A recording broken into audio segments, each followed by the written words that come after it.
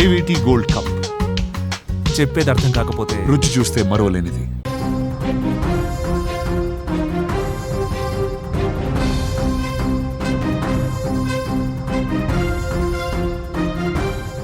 ఇంట్లో ఎవరి ముఖం చూసినా చిరునవ్వులు, అల్లరి చేసే పిల్లల కిలకిల రావాలతో కలకలలాడే ఆ ఇల్లు ఇప్పుడు నిశ్శబ్దంగా రోధిస్తోంది.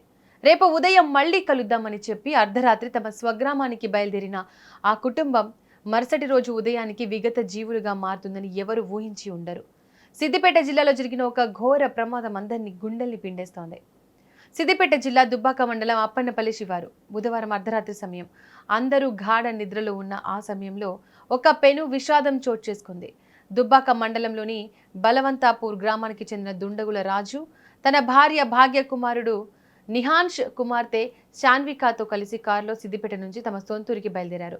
చీకటి రోడ్డుపై ప్రయాణిస్తున్న ఆ కారు అప్పన్నపల్లి శివారులోకి వచ్చేసరికి ఒక్కసారిగా అదుపు తప్పింది. రోడ్డు పక్కనే ఉన్న రక్షణ గోడలేని వ్యవసాయ బావిలోకి దూసుకెళ్లింది. క్షణాల వ్యవధిలో కారు నీట మునిగిపోయింది. ఈ ప్రమాదంలో నలుగురు అక్కడికక్కడే మృతి చెందారు. పాపం చిన్నారులు నిద్రమత్తు తల్లి ఒడిలో హాయిగా నిద్రపోయి ఉంటారు. నీటిలో పడిన తర్వాత వారి పరిస్థితి తలుచుకుంటేనే గుండె బరువెక్కుతోంది.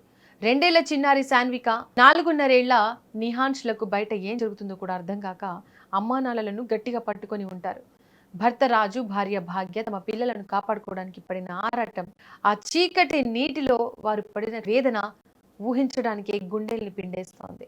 రాజు వయసు కేవలం 30 ఏళ్లే. జీవితంపై ఎన్నో ఆశలతో కష్టపడి కుటుంబాన్ని పోషించుకుంటున్న ఆ యువకుడు తన భార్య పసిబిడ్డలతో కలిసి ఆనందంగా గడపాల్సిన జీవితం ఇలా అర్ధాంతరంగా ముగిపోవడం అత్యంత విషాదకరం. ఇక ఉదయం స్థానికులు గమనించి పోలీసులకు సమాచారం అందించడంతో విషయం వెలుగులోకి వచ్చింది. వెంటనే రంగంలోకి దిగిన పోలీసులు, అగ్నిమాపక సిబ్బంది జేసీబీ సహాయంతో ఆ బావిలో నుంచి కారును బయటకు తీశారు. కారు తలుపులు తీసి చూసేసరికి నలుగురి మృతదేహాలు విగత జీవులుగా పడి ఉన్నాయి.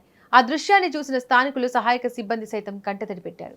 మృతదేహాలను పోస్టుమార్టం నిమిత్తం దుబ్బాక ప్రభుత్వ ఆసుపత్రికి తరలించారు. ఒకే కుటుంబానికి చెందిన నలుగురు వ్యక్తులు ఒకేసారి మృతి చెందడంతో బలవంతాపూర్ మరియు అప్పన్నపల్లి గ్రామాల్లో తీవ్ర విషాద ఛాయలనుకున్నాయి. తల్లిదండ్రులు, బంధువుల రోదనలు ఆ ప్రాంతాన్ని కన్నీరు పెట్టించాయి. ఎక్కడికైనా వెళ్లేటప్పుడు ప్రయాణంలో ఎంత అప్రమత్తంగా ఉండాలో, రోడ్ల పక్కన ఉండే బావుల వద్ద ఇలాంటి భద్రతా చర్యలు లేకపోవడం వల్ల ఎన్ని నిండు ప్రాణాలు బలవుతున్నాయో ఈ ఘటన మరొకసారి కళ్లకు కట్టింది. ఈ వీడియో చూస్తున్న మీరు కూడా జాగ్రత్తగా డ్రైవింగ్ చేయండి.